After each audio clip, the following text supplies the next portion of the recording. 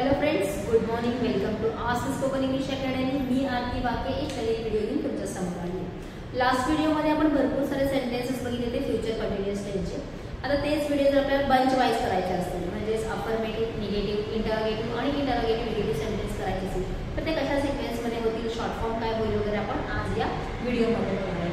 Future continuous टेन्समध्ये चालू भविष्य काळ आपण लास्ट 2 व्हिडिओमध्ये बघितले आहे. दिस इज द थर्ड वन, त्याच्यामध्ये आपण बंच वाईज सेंटेन्स करणार आहोत. सो फ्युचर कंटिन्युअस टेन्स म्हणजे क्रिया भविष्य काळामध्ये चालू असेल ती एका पर्टिक्युलर टाइमला. कंटिन्युअस असल्यामुळे आपल्याला क्रियापदाचा आयएनजी रूप यूज करायचा आहे आणि फ्युचर असल्यामुळे टू बीची भविष्यकाळ म्हणजे शॅल बी आणि विल बी हे आपल्याला काय करायचे, हेल्पिंग वर्ब्स यूज करायचे. 4 एक्झाम्पल्स दिलेले आहेत, त्याचे आपण पंचवाईज सेंटेन्सेस बघणार आहे. Children will be playing on ground at evening. मुले ग्राउंडवर संध्याकाळी खेळत असतील.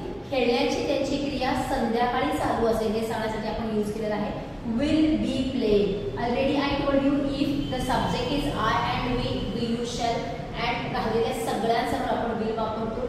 चिल्ड्रन अनेक वचन आहे, विल वापरलेला आहे, बी प्रत्यय घेतलेला आहे, प्ले क्रियापदाचं पहिलं रूप आहे त्याला आयएनजी लावलेला आहे आणि क्रिया कधी होत असणार हे सांगण्यासाठी आपण यूज केलेला आहे ॲट इव्हनिंग.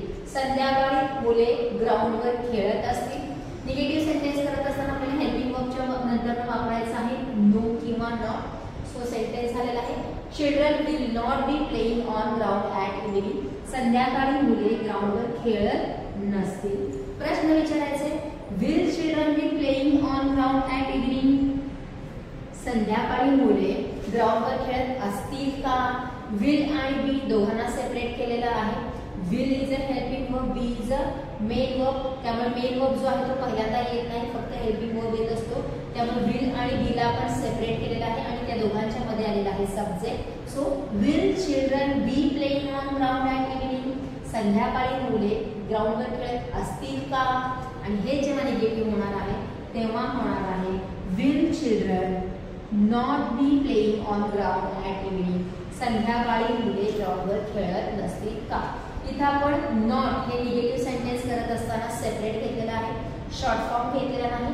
त्यामुळे नॉटची जागा ही बीच्या अगोदर किंवा हेल्पिंग वर्बच्या नंतर, सब्जेक्टच्या नंतर वाक्य आहे का क्वेश्चन आहे त्यानुसार आपण काय केलेलं आहे, यूज केलेला आहे. सो मुले खेळत असतील, मुले खेळत नसतील, मुले खेळत असतील का, मुले खेळत नसतील का, हे झालेले आहे या सेंटेन्सचे 4.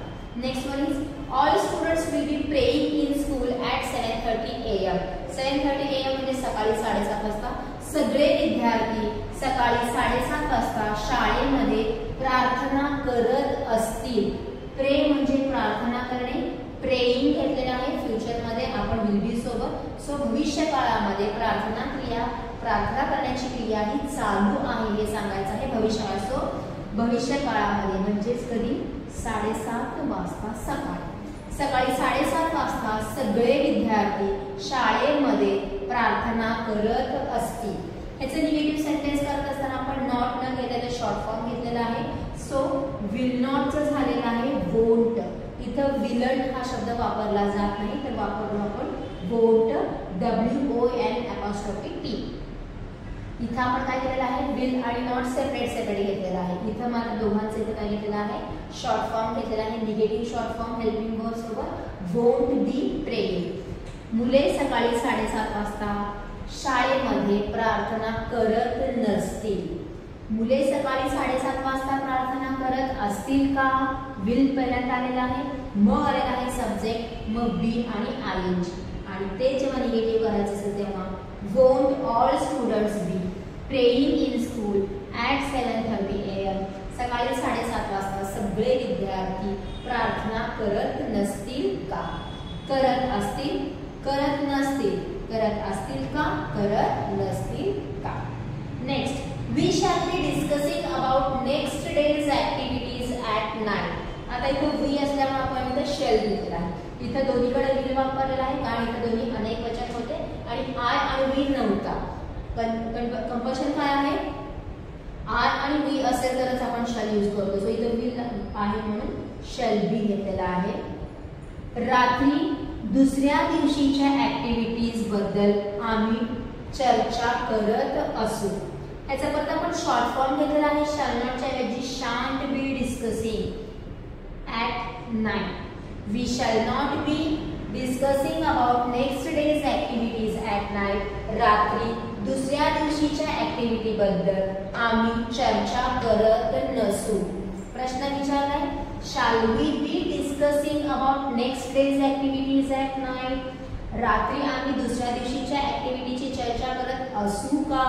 आणि परत शॉर्ट फॉर्म घेतलेला आहे, shall not किंवा shan't दोन्ही पण घेऊ शकता. shan't we be discussing about next day's activities at night? रात्री आम्ही दुसऱ्या दिवशीच्या ऍक्टिव्हिटी बद्दल चर्चा करत नसू का? चर्चा करत असू, चर्चा करत नसू, चर्चा करत असू का, चर्चा करत नसू का. हे जेव्हा आपल्याला शॉर्ट फॉर्म घ्यायचं नसेल तर होणार आहे shall not. जसे की I shall be exercising 6 to 7 AM daily.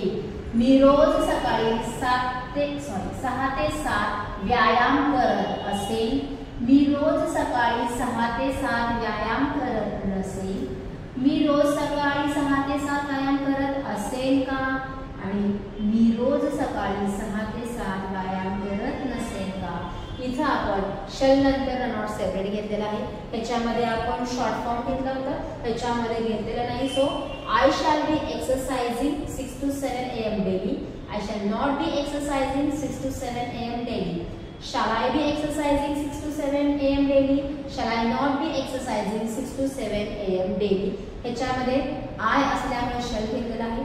शल आणि बी ला परत आपण सेपरेट केलेला आहे as we are making them the questions. म्हणजेच जेव्हा अफर्मेटिव्ह सेंटेन्स असो तेव्हा तो जोडून येणार आहे. निगेटिव्ह सेंटेन्स असताना त्या दोघांच्या मध्ये नॉट येणार आहे. आणि प्रश्न करत असताना सुद्धा स्टार्टिंगला फक्त शल किंवा विल येणार आहे.